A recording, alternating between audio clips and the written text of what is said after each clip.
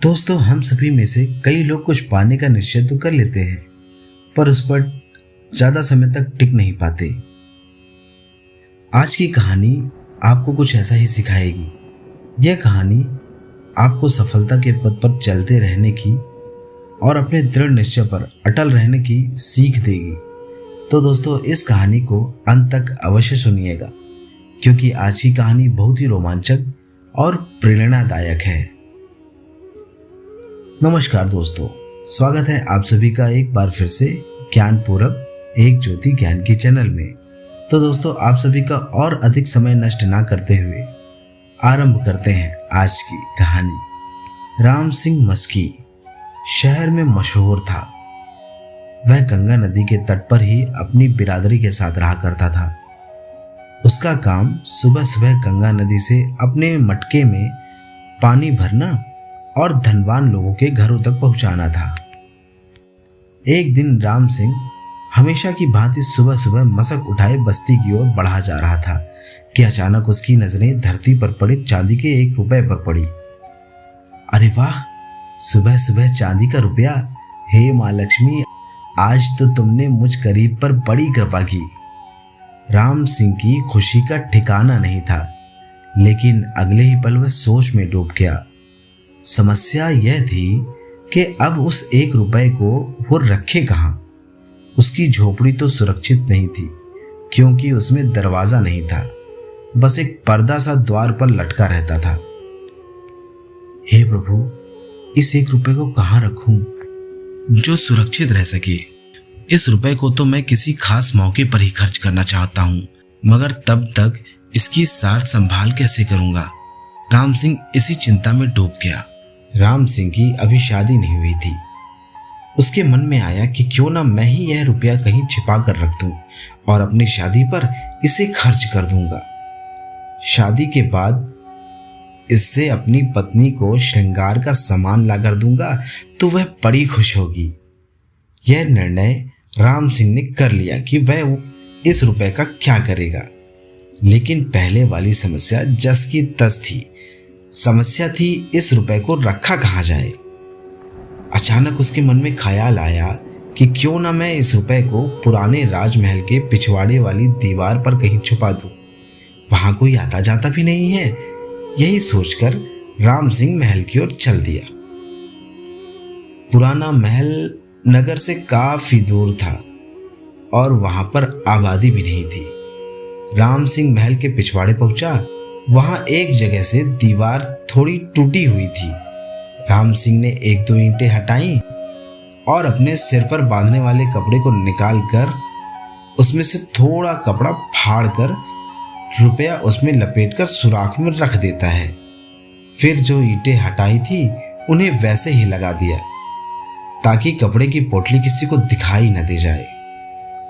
हाँ, अब ठीक है, यहाँ रुपया सुरक्षित है, ना तो चोरी का डर और ना ही आंधी तूफान का खतरा। राम सिंह चांदी का 1 रुपया पाकर स्वयं को काफी अमीर समझ रहा था।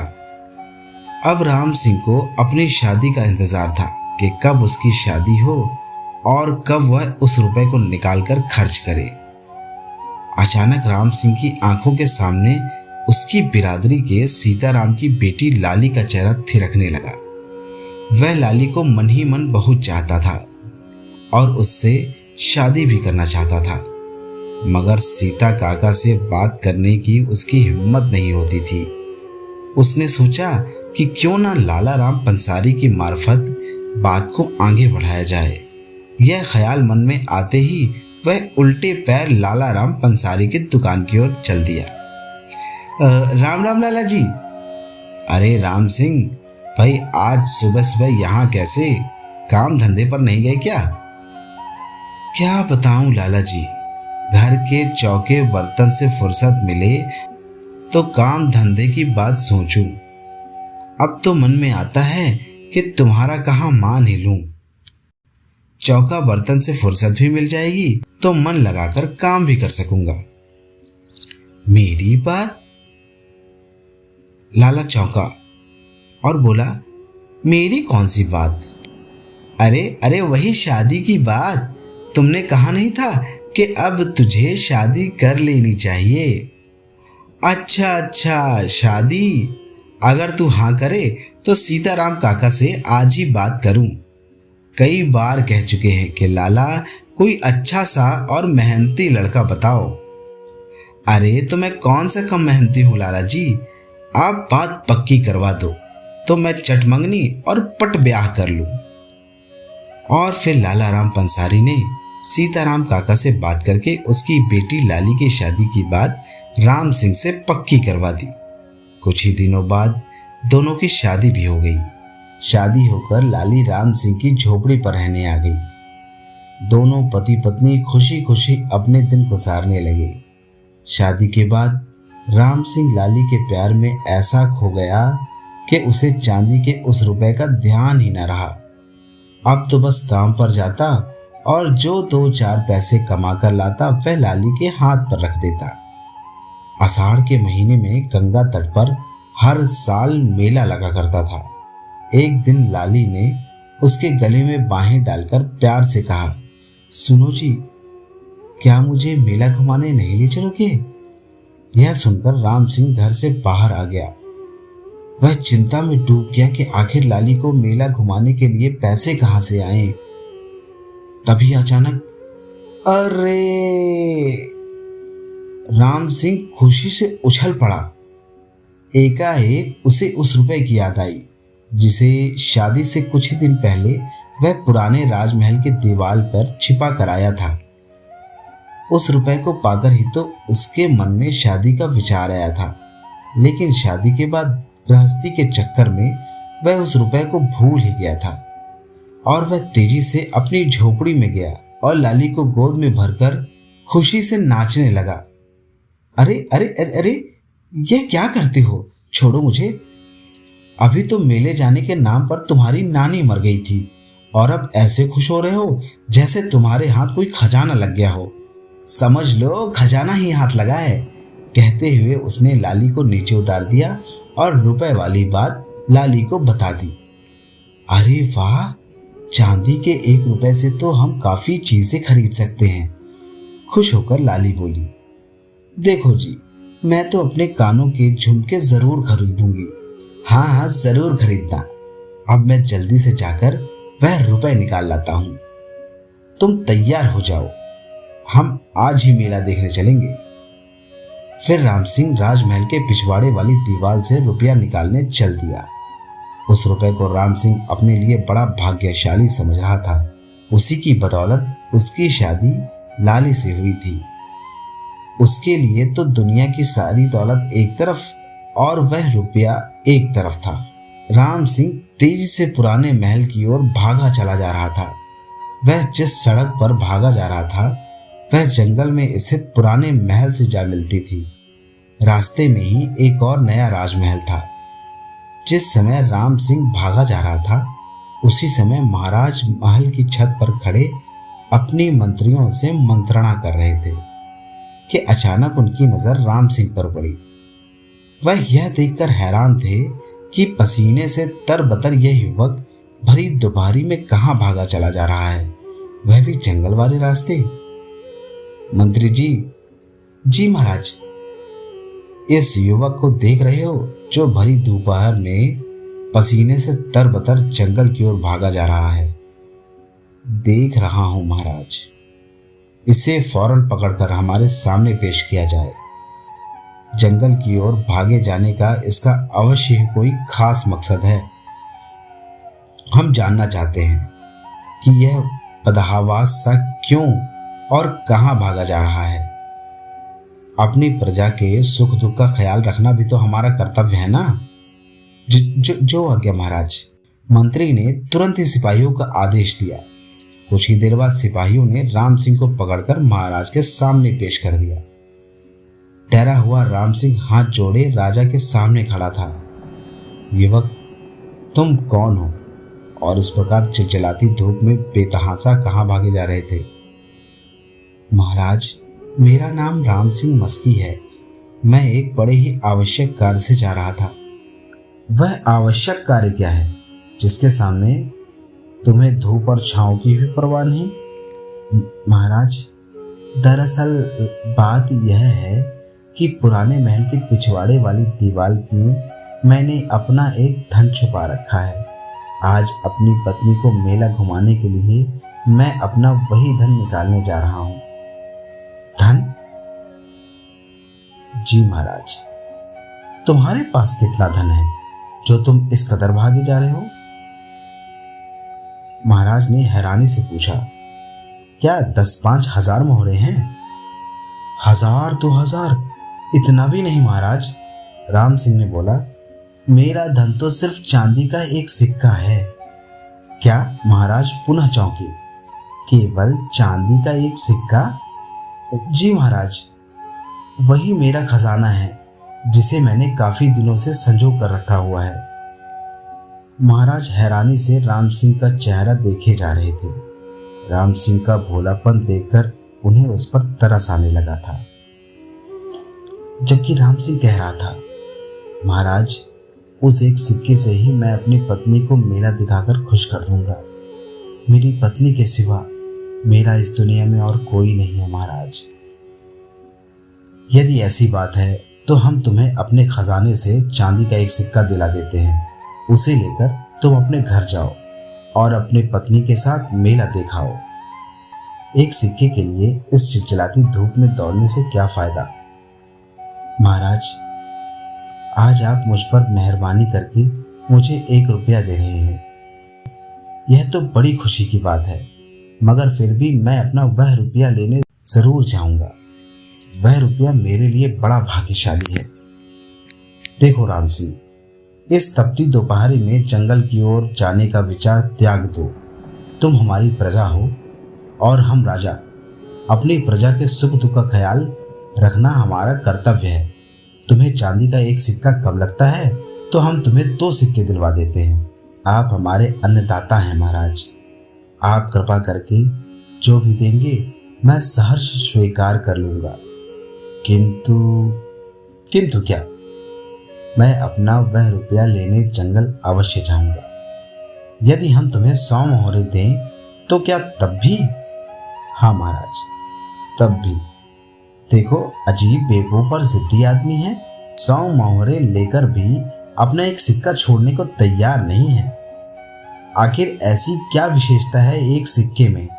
सोचते हुए महाराज ने पूछा। अरे युवक, तेरे उस सिक्के की क्या विशेषता है जो 100 मोहरों के बाद भी तो उसका मोह छोड़ने को तैयार नहीं है? महाराज, मैं बता चुका हूं कि यहाँ मेरे लिए वह सिक्का बड़ा ही भाग्यशाली है। यदि मुझे वह सिक्का ना मिला होता तो मेरी शादी भी नहीं होती। यदि मैं शादी ना करता तो मुझे लाली जैसी सुंदर और सुशील पत्नी भी ना मिलती। इसलिए महाराज, वह रुपया मेरे लिए बहुत कीमती है।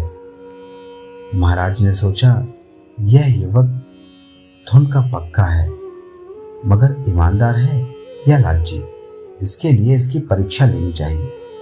अतः वह बोले, राम सिंह, यदि हम तुम्हें 1000 मोहरे दें तो क्या तुम तब भी उस 1 रुपए को लेने जाओगे?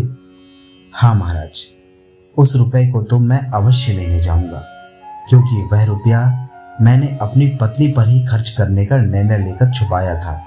अब उसी 1 रुपए में से उसे मेला घुमाऊंगा। मगर जब हम तुम्हें उस रुपए से 1000 गुना ज्यादा दे रहे हैं तो तुम उस रुपए का लालच क्यों नहीं छोड़ देते? क्षमा करें महाराज, यदि मैं अधिक धन के लालच में उस रुपए का मोह छोड़ भी दूंगा तो जीवन भर मेरी आत्मा पर एक बोझ सा बना रहेगा। कहते हैं 3 हट बहुत बुरी होती है, राजहट, बालहट और योगहट। जहां राम सिंह अपने बालहट पर कायम था कि पत्नी को उसी रुपए से मेला दिखाऊंगा, वहीं महाराज के मन में भी राजहट की भावना उत्पन्न हो गई कि चाहे जो भी हो, चाहे कितनी भी भारी कीमत क्यों न चुकानी पड़े, इस युवक को वह रुपया लेने नहीं जाने दूंगा।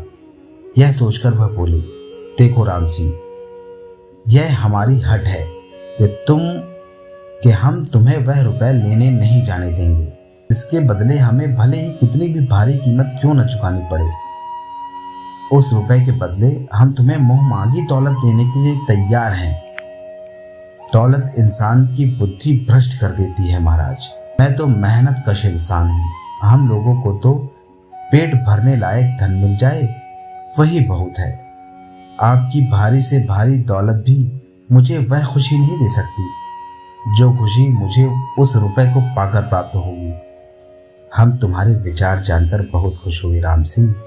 तुम लालची नहीं हो। तुम जैसे नौजवान जिस राज्य में हो वह राज्य अवश्य उन्नति करता है। हम खुश होकर तुम्हें अपने राज्य का आधा भाग इनाम में देते हैं, मगर शर्त वही है कि तुम वह रुपए लेने नहीं जाओगे। ओह, राम सिंह समझ गया कि महाराज जिद पर अड़ गए।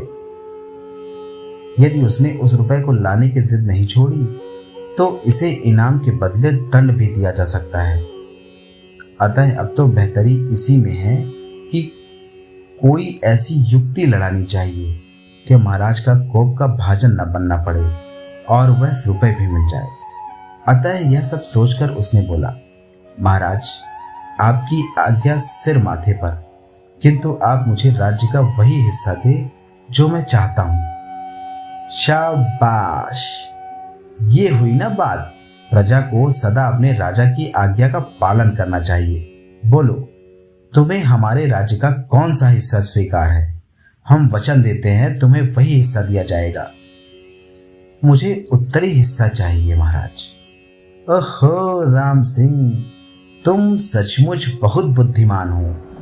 तुमने अपने बुद्धि बल से हमारा आदेश मानकर हमें भी संतुष्ट कर दिया और अपना वह रुपए भी प्राप्त कर लिया, क्योंकि उत्तरी हिस्से में ही वह पुराना महल है जिसमें तुमने अपना 1 रुपया छुपा रखा है।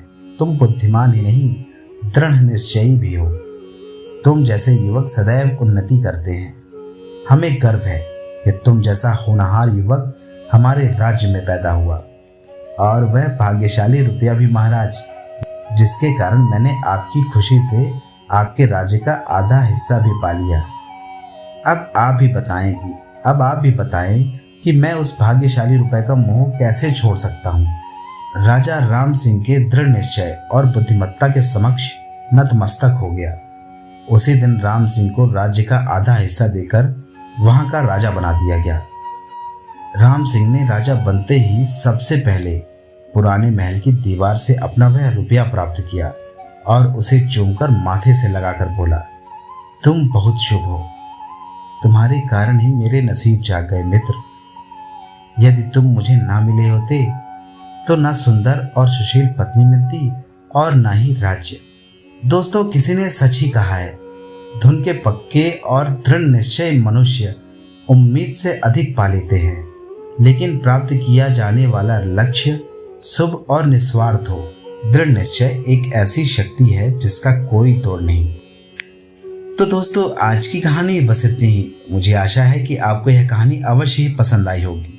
कहानी थोड़ा लंबी है, लेकिन निश्चित ही आपको पसंद आई होगी। अगर इस कहानी को लेकर आपका कोई सुझाव और आपके कोई सवाल हैं तो वीडियो के कमेंट बॉक्स में अपने सवाल और सुझाव अवश्य लिखिएगा।